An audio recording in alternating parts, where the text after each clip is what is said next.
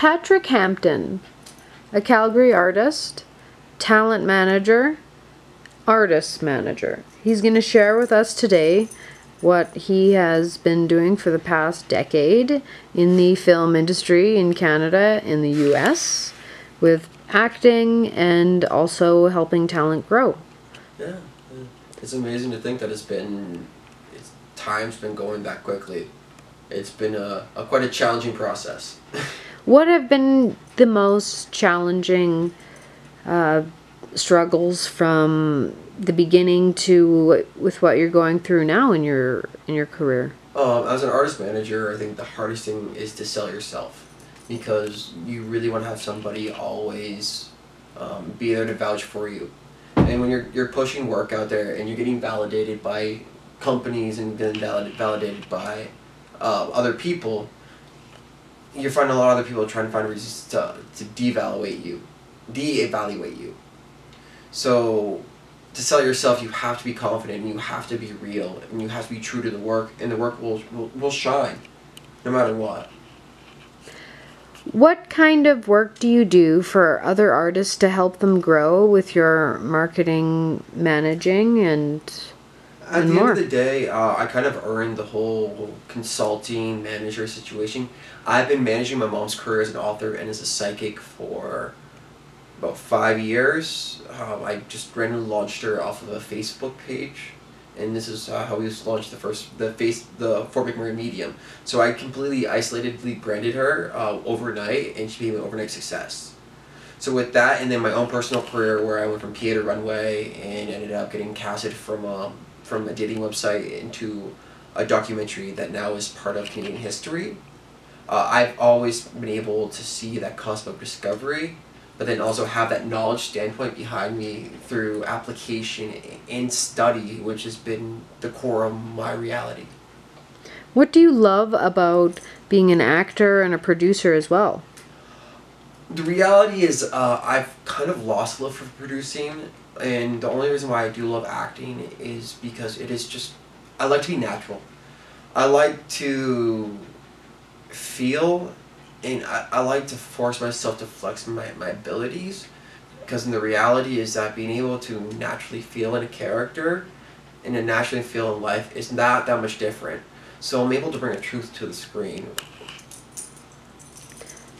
What did you want to say about helping grow artists here and how the industry is doing in Alberta? The great thing about the Alberta industry, it's very distinguished and is not going anywhere. It's just getting stronger and more technically advanced. So being here in Alberta is great because it gives you a room to grow within a framework, and they're giving you options and opportunities within the grant structure. So I feel very blessed and lucky to be here. At the same time of it all, a lot of people are very isolated within their knowledge because they haven't given themselves the ability to fail because they've felt content within their reach. So any advice I'd like to give here is to open up, listen, and conglomerate. Because when we help out each other, we rise together, and we also are real within our critique. Because within that real critique, we're being honest with each other, and we're telling people how to be better, and we're showing each other how to be better, not just telling them. As a feminist that you are very open with, Yeah, I know, it's kind of surprising people think that.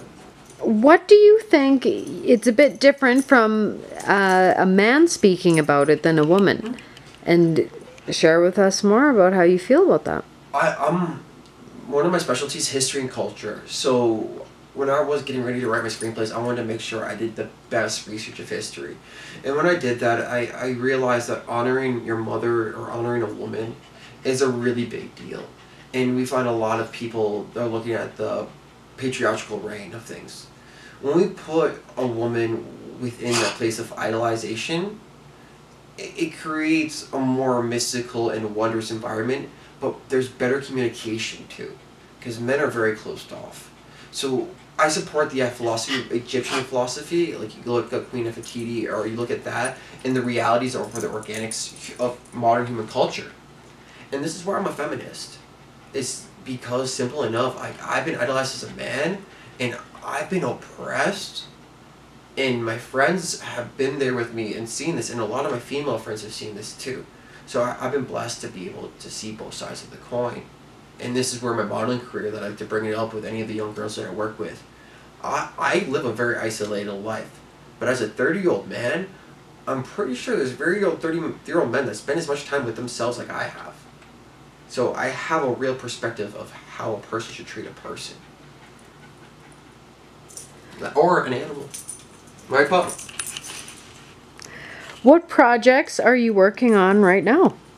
I'm always working on a load of projects because you never know what's going to go. At the moment, I'm trying to get a couple projects off the table, which is the Drifter VR.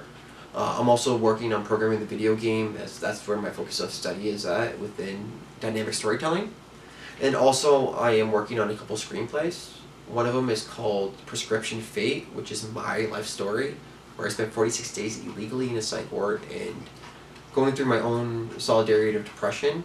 And then also dealing with my mother's insecurities about facing the spotlight and facing her psychic abilities within the reality of the realm that we live in. And then my backstory of being discovered as one of those sacred jesters and having that dream of a Heyoka has and being picked up as a Heyoka apprentice.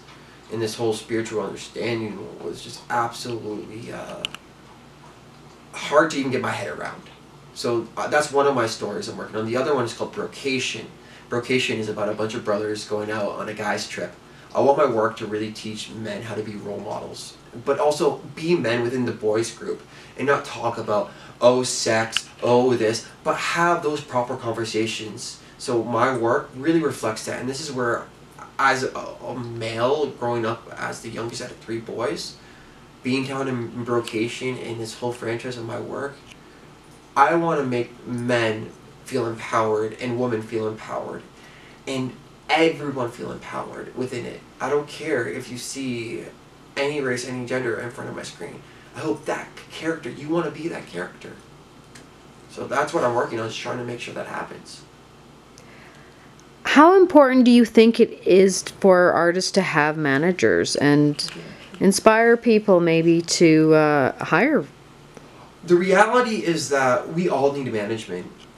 To be an artist manager is probably one of the hardest things I've ever realized, because artists, and to be creative, you need to give yourself the ability to fail.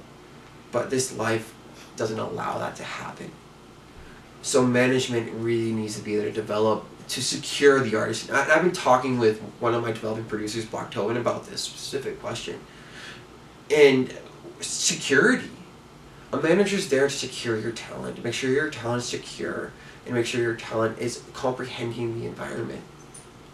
We've lost that management within the industry because people are fighting for their piece of the pie. So it's become a very confusing profession in the industry. We need managers, and we need people to step up and be parents and adults. I think that's my best way. Managers should be parents and adults. What else would you like to share with the audience to inspire them to continue to be artists? And I love this question. Thank you for asking this one. Through my career, I've had to first-handedly deal with depression from a standpoint of an idol.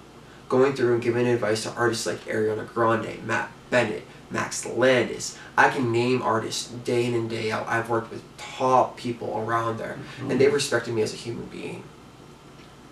The reality is that we all are trying to fight our own battles, and when you don't respect anybody else's battle, how can you respect your own? And then the reality is the work will shine through if you focus and get it done in detail. What people used to say was, fake it until you make it. But now we live in a truth of you have to make it to make it. So help people do it, help people get better, help people frame out their work.